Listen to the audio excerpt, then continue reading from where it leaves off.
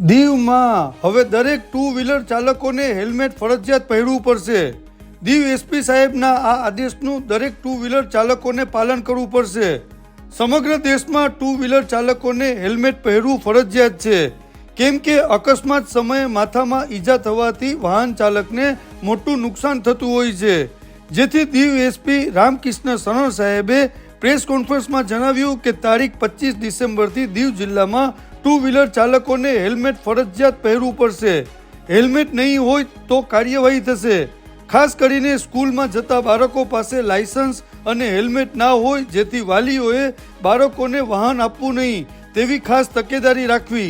ચાલો સાંભળીએ એસપી સાહેબને। हम हमेशा प्रतिबद्ध हैं, इसलिए अभी जो 25 तारीख आएगा उसकी सुबह से ही हम यदि वो नहीं हेलमेट पहनेंगे तो उनके ऊपर 100% स्ट्रिक्ट कार्रवाई करते हुए उनके ऊपर चालान काटेंगे और हम बिना हेलमेट के दुपहिया वाहन को दीव की रोड या सड़कों पे नहीं घूमने देंगे। ये अभियान चलेगा, एक स्पेशल अभियान चलेगा 25 तारीख से लेकर अगले 5 तारीख तक। और उसके बाद भी दुपहिया वाहनों को, क्योंकि इससे हम सबकी जो भी दुपहिया वाहन बच्चे हो, बूढ़े हो, ये सब यदि बिना हेलमेट के घूमते हैं और हल्का भी एक्सीडेंट होता है तो सर पे लगते ही सबसे पहले आदमी की दिक्कत आती है, अदरवाइज उतनी दिक्कत नहीं आती है। तो एक तो हेलमेट पहने, हेलमेट के साथ साथ ही उसकी जो यहाँ पे जो रिब होती है पहनने को उसको भी लगाएं साथ में, अदरवाइज हेलमेट पहनने का फायदा नहीं। कई बार क्या होता है, एक्सीडेंट होता है तो आदमी उछलता है तो हेलमेट उछल के नीचे गिर जाता है। इसलिए हेलमेट के साथ उतना इंपॉर्टेंट है जितना हेलमेट पहनना, उतना ही इसको लगाना भी उतना इंपॉर्टेंट है। तो आपके माध्यम से मेरी दीववासियों से ये प्रार्थना है, रिक्वेस्ट है कि आप कृपया करके जब भी घर से बाहर निकलें तो आप अपने सब लोग हेलमेट पहन के जरूर निकलें। तो ये पहली बात है। और इसके लिए हम 25 तारीख से 100% चालान काटेंगे। अभी 1 दिन 2 दिन का आपके पास समय है। आपको यदि आपके पास हेलमेट नहीं है तो आप तुरंत प्रभाव से हेलमेट खरीद लें, अच्छे क्वालिटी का हेलमेट खरीदें। जितनी अच्छी क्वालिटी का हेलमेट होगा उतनी ही उससे सेफ्टी बढ़ती है।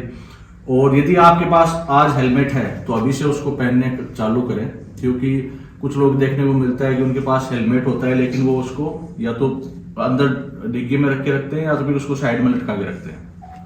तो ऐसा मतलब कि उससे कोई फायदा नहीं उस हेलमेट को होने का, केवल इसलिए कि कोई देखेगा पुलिस तो उसको पहन लेंगे और फिर निकल जाएंगे साइड से, उसका कोई मतलब नहीं है।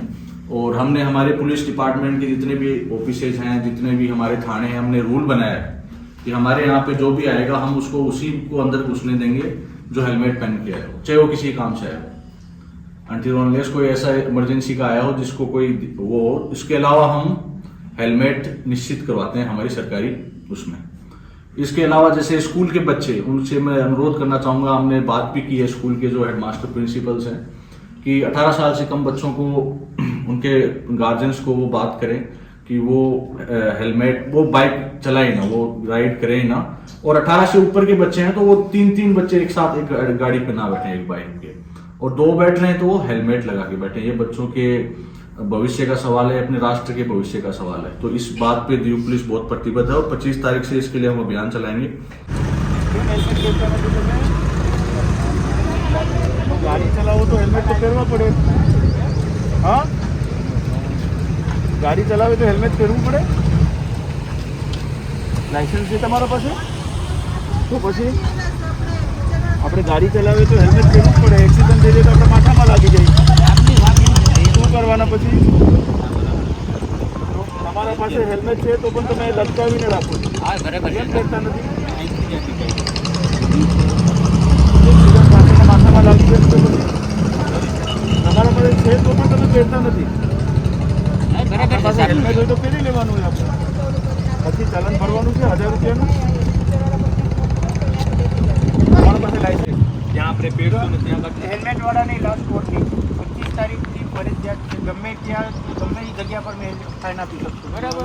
સાચી વાત છે। એના પછી એમ નહીં કહેતા કે અહીંયા તમે ઉતાર નહીં, અહીંયા ને આ લાયસન્સ સેફટી માટે હેલ્મેટ ફરજિયાત, બરાબર? હેલ્મેટ વગર આવવાનું જ નહીં। આપણે જોઈને તમે પહેરો છો સામેથી, એવું કંઈ ફરજિયાત નથી। અમે તમે સામે જોઈને પહેરશો ને તો તમને અમે ફાઇન આપી દેશું। અમારા બચવા માટે ખાલી નહીં પહેરવાનું, કે નાચે બિલ પહેરી લેવાનું ને અહીંથી મારે તો પેલી કાઢી દેવાનું। ત્યાં મેજોરિટી હેલ્મેટ લાવે છે, પાછળ છે ને ગાડીયા બાંધેલા હોય, ત્યાં રોકી પેઢી અને આગળ વધે છે પાછું, બરાબર ને? આગળ જઈને પાછા કાઢી લે છે। તો તમારે સેફટી માટે પહેરવું ફરજિયાત છે. જે કોઈ બાના નહીં ચાલે કે અહીં સ્ટાફ ઉભો નથી ને આ સાહેબ તમે મને કેમ રસ્તામાં રોકીને ફાઇન આપો છો, તો ત્યાં પણ તમને રસ્તામાં રોકીને ફાઇન આપશે. બરાબર ને?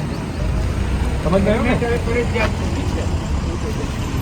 એમની કે ભાઈ અમને ખબર નથી ને આ લાસ્ટ વોર્નિંગ છે બધા બરાબર. જાઓ ક્યાં છે ભાઈ માંગી તો લાસ્ટ વોર્નિંગ બરાબર. કાલે પછી એમની કહેતા કે